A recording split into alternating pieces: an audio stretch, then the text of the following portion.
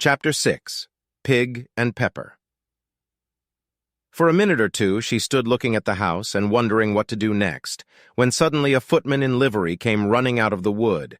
She considered him to be a footman because he was in livery. Otherwise, judging by his face only, she would have called him a fish, and rapped loudly at the door with his knuckles. It was opened by another footman in livery, with a round face and large eyes like a frog, and both footmen, Alice noticed, had powdered hair that curled all over their heads. She felt very curious to know what it was all about, and crept a little way out of the wood to listen.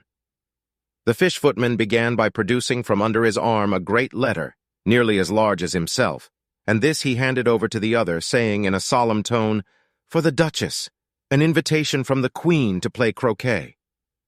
The frog footman repeated in the same solemn tone, only changing the order of the words a little, "From the Queen, an invitation for the Duchess to play croquet."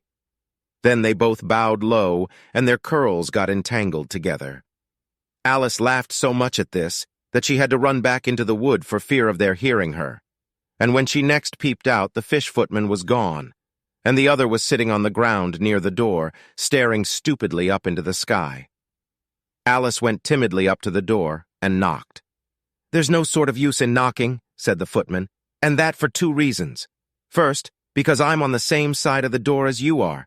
Secondly, because they're making such a noise inside, no one could possibly hear you." And certainly there was a most extraordinary noise going on within, a constant howling and sneezing, and every now and then a great crash, as if a dish or kettle had been broken to pieces. "Please, then," said Alice, "how am I to get in?" "There might be some sense in your knocking," the footman went on without attending to her, "if we had the door between us. For instance, if you were inside, you might knock, and I could let you out, you know." He was looking up into the sky all the time he was speaking, and this Alice thought decidedly uncivil. "But perhaps he can't help it," she said to herself. "His eyes are so very nearly at the top of his head, but at any rate he might answer questions." "How am I to get in?" she repeated aloud. "I shall sit here," the footman remarked, "till tomorrow." At this moment the door of the house opened, and a large plate came skimming out, straight at the footman's head. It just grazed his nose and broke to pieces against one of the trees behind him. "Or next day, maybe," the footman continued in the same tone, exactly as if nothing had happened. "How am I to get in?" asked Alice again in a louder tone. "Are you to get in at all?" said the footman. "That's the first question, you know." It was, no doubt, only Alice did not like to be told so. "It's really dreadful," she muttered to herself, "the way all the creatures argue. It's enough to drive one crazy." The footman seemed to think this a good opportunity for repeating his remark, with variations. "I shall sit here," he said, "on and off, for days and days." "But what am I to do?" said Alice. "Anything you like," said the footman, and began whistling. "Oh, there's no use in talking to him," said Alice desperately. "He's perfectly idiotic." And she opened the door and went in. The door led right into a large kitchen, which was full of smoke from one end to the other. The Duchess was sitting on a three-legged stool in the middle, nursing a baby. The cook was leaning over the fire, stirring a large cauldron which seemed to be full of soup. "There's certainly too much pepper in that soup," Alice said to herself, as well as she could for sneezing. There was certainly too much of it in the air. Even the Duchess sneezed occasionally, and as for the baby, it was sneezing and howling alternately without a moment's pause. The only things in the kitchen that did not sneeze were the cook and a large cat which was sitting on the hearth and grinning from ear to ear. "Please, would you tell me?" said Alice a little timidly, for she was not quite sure whether it was good manners for her to speak first. "Why your cat grins like that?" "It's a Cheshire cat," said the Duchess, "and that's why. Pig."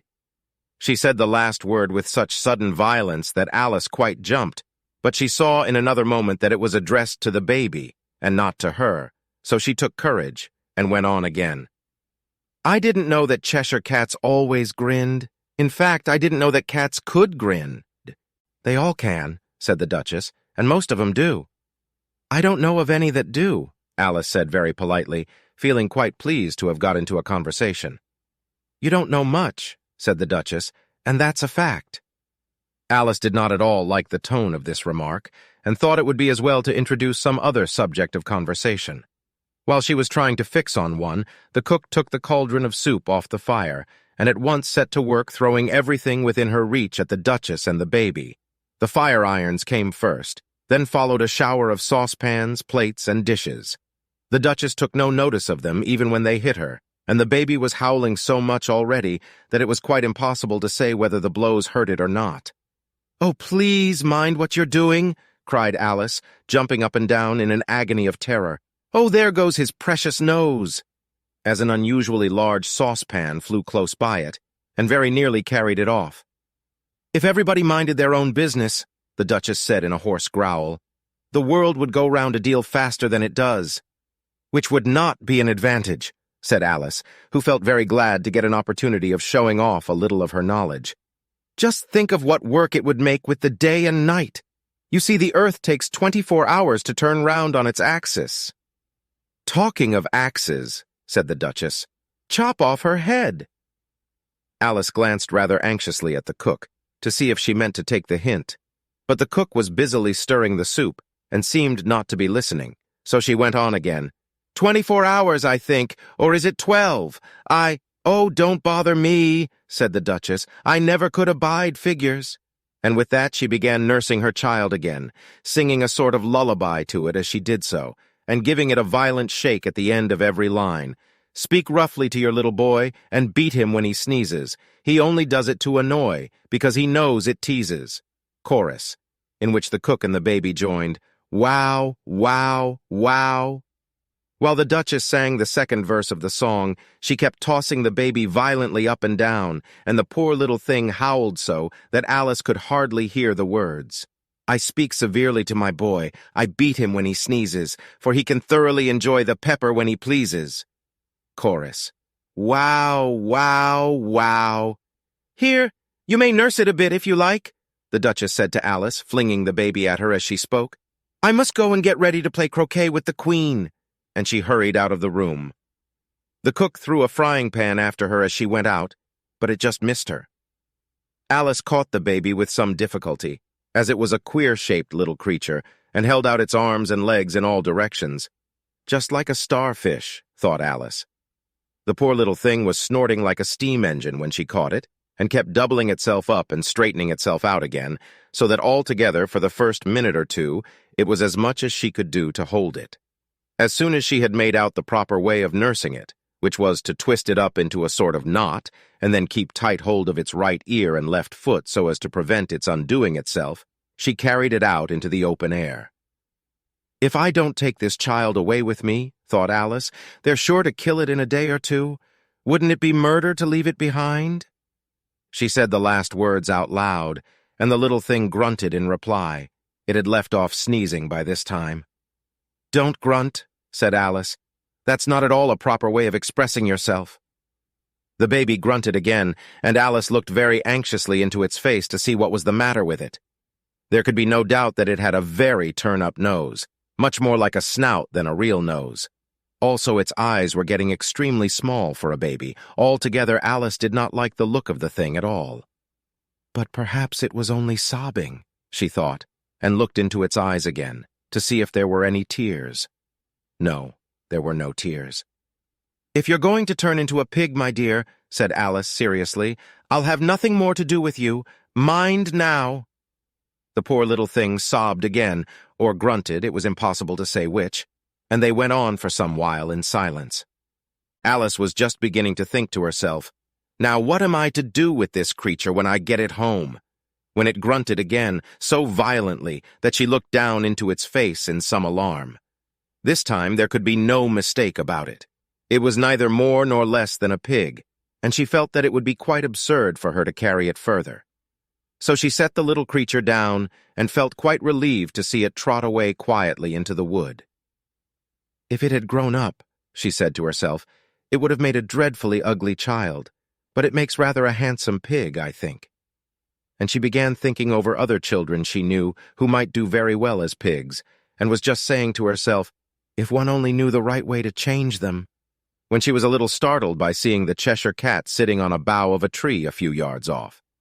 The cat only grinned when it saw Alice. It looked good-natured, she thought. Still, it had very long claws and a great many teeth, so she felt that it ought to be treated with respect. "Cheshire Puss," she began rather timidly, as she did not at all know whether it would like the name. However, it only grinned a little wider. "Come, it's pleased so far," thought Alice, and she went on. "Would you tell me, please, which way I ought to go from here?" "That depends a good deal on where you want to get to," said the cat. "I don't much care where," said Alice. "Then it doesn't matter which way you go," said the cat. "So long as I get somewhere," Alice added as an explanation. "Oh, you're sure to do that," said the cat, "if you only walk long enough."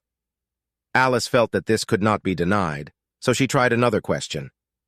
"What sort of people live about here?" "In that direction," the cat said, waving its right paw round, "lives a hatter, and in that direction," waving the other paw, "lives a March hare. Visit either you like, they're both mad." "But I don't want to go among mad people," Alice remarked.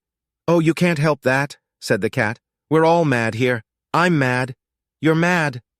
"How do you know I'm mad?" said Alice. "You must be," said the cat, "or you wouldn't have come here." Alice didn't think that proved it at all. However, she went on. "And how do you know that you're mad?" "To begin with," said the cat, "a dog's not mad. You grant that?" "I suppose so," said Alice.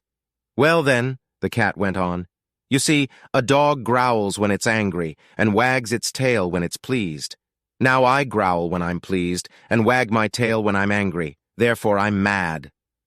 "I call it purring, not growling," said Alice. "Call it what you like," said the cat. "Do you play croquet with the Queen today?" "I should like it very much," said Alice, "but I haven't been invited yet." "You'll see me there," said the cat, and vanished. Alice was not much surprised at this. She was getting so used to queer things happening.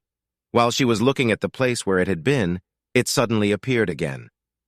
"By the by, what became of the baby?" said the cat. "I'd nearly forgotten to ask." "It turned into a pig," Alice quietly said, just as if it had come back in a natural way. "I thought it would," said the cat, and vanished again.